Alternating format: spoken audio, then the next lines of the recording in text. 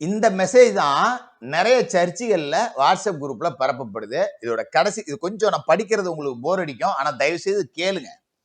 அரண்மனையில் இருக்கின்றோம் என்று மௌனம் காட்டும் எஸ்தர்களே, நாட்டு நிலவரம் தெரியாமல் அந்தப்புற வாழ்க்கை கிடைத்து விட்டது. இனி நிம்மதிதான். நான் தப்பிவிட்டேன். இனி யாரும் என்னை அடிமை என்று சொல்ல முடியாது.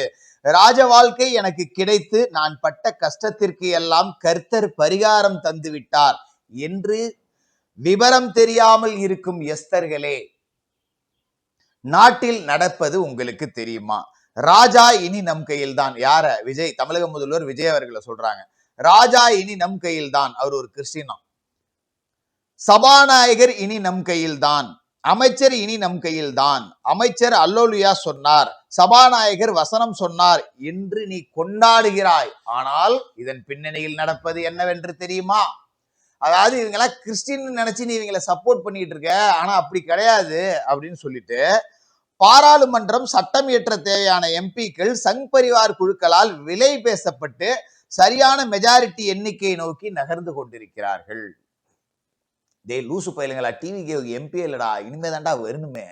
அதாவது இப்ப டிவிகேவோட ராஜ்யசபா எம்பிக்கள் எல்லாம் வந்து இப்ப வருவாங்கல்ல, எப்படியும் ஒரு 3 எம்பி குறையாம கிடைக்க போறாங்க. அவங்களுக்கு அவங்க எல்லாம் வந்து இவங்களுக்கு சப்போர்ட் பண்ணிடுவாங்களாம், பிஜேபிக்கு சப்போர்ட் பண்ணிடுவாங்களாம். ஒத்தையா சொல்லணும்னா பிஜேபி பி டீம் டிவிகேன்னு கொண்டாடுறாங்க, வேற ஒன்றும் இல்லை. இன்னும் படிப்போம். 2050 ஆண்டுக்குள் கிறிஸ்துவர்கள் இந்த நாட்டில் இருக்கவே கூடாது என்று காய் நகர்த்தப்பட்டு இருக்கிறது. மீறி இருந்தால் அவர்கள் அகதிகளாக இருக்க வேண்டும். அகதிகள் முகாமில் தான் இருக்க வேண்டும். ஜெபித்தால் குற்றம் என்று சொல்லி பொய் வழக்குகள் போடப்படும். பலரும் ஜெயிலுக்கு ஊழியர்கள் அனுப்பப்படுவார்கள். கொலையும் தற்போதும் செய்யப்பட்டு கொண்டிருக்கிறார்கள்.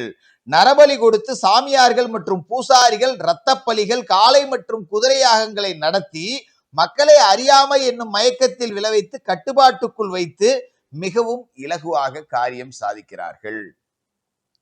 குறி சொல்லும் ஜோதிடர்கள் மூலம் அவர்கள் ஜாதகம், மந்திரம், நட்சத்திரம் போன்றவற்றை பயன்படுத்தி நெடுங்காலம் அவர்கள் ஆட்சியில் இருப்பார்கள் என்று மடைமாற்றம் செய்து கொண்டிருக்கிறார்கள்.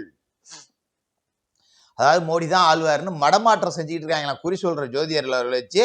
அதே மாதிரி விஜய் அவர்களும் இங்க ரத்தன் பண்டிட்டை வச்சு செஞ்சுக்கிட்டு இருக்காராம். நாட்டின் 4 தூண்கள் என்று கருதப்படும் நீதித்துறை, நிர்வாகத்துறை, மீடியா துறை, அரசியல் துறைகள் எல்லாம் சனாதனமாக மாறிவிட்டது. அரண்மனை எஸ்தரே, நீ என்ன செய்து கொண்டிருக்கிறாய்? உனக்கு ஆமானின் சதித்திட்டம் குறித்து ஏதாவது தெரியுமா? நீ அரண்மனை அந்தப்புற பதவி கிடைத்து உடனே தப்பிவிடலாம் என்று நினைத்து கொண்டிருக்கிறாயா?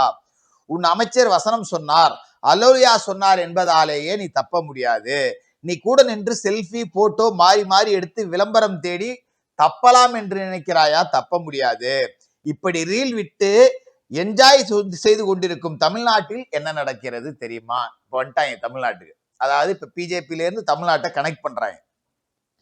நீ யாரை கிறிஸ்துவன் என்று எண்ணுகிறாயோ விஜய் அவர்களை, யாரை அண்ணன் என்று சொல்கிறாயோ, யாரை ராஜா என்று சொல்கிறாயோ, யாரை ஹீரோ என்று செய்து கொண்டிருக்கிறாயோ, நீ ரீல் பார்த்து என்ஜாய் செய்து கொண்டிருந்த தீய சக்தி, நீ ரீல் போட்டு என்ஜாய் செய்து கொண்டிருந்த தீய சக்தி தான் தமிழ்நாட்டை காப்பாற்ற போராடி கொண்டிருக்கிறது. திமுக தான் தமிழ்நாட்டை காப்பாற்ற போராடிக்கிட்டு இருக்குதான். மறைமுகமா உங்களுக்கு எதிராக நடக்கக்கூடிய சதிகளை முறியடிச்ச அவர்களை தீய சக்தின்னு சொல்லிட்டு நீ அல்லோலியான்னு சொன்னா மட்டும் ஆண்டவர் உன்னை காப்பாத்திடுவாரா?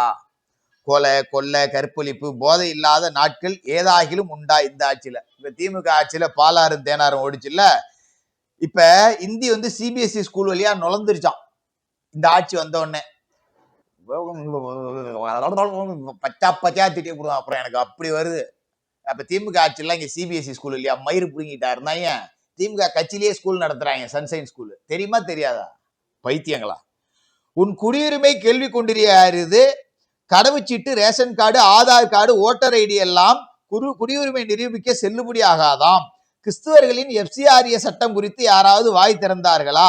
அட்வொகேட் நெல்சன் என்கின்ற ஒருவர் தான் உங்களுக்காக போராடி கொண்டிருக்கிறார். யார் அந்த நெல்சன்? வேற யாரும் இல்ல, நம்ம திமுக கொத்தடிமை திமுக எம்பி அட்வொகேட் நெல்சன் தான். இப்ப அவர் ஒருத்தர் தான் போராடிட்டு இருக்காராம். அவர் இல்லைன்னா விஜயை கைக்குள்ள போட்டுக்கிட்டு பிஜேபி கிறிஸ்துவர்கள் எல்லாத்தையும் விரட்டிருமா. மேட்ரு என்னன்னா, கிறிஸ்டின் ஓட்டு பூரா திமுக குழுல, அதை எப்படியாவது மீட்கணும் அப்படின்னு பிஜேபி பி டீம் அப்படின்னு சொல்லிட்டு இவங்களுக்கு செய்யக்கூடிய வேலை இருக்கு. இவனுங்க தான் கரப்பாம்பூச்சிங்க. இப்ப சொல்றேன், எழுதி வச்சுங்க.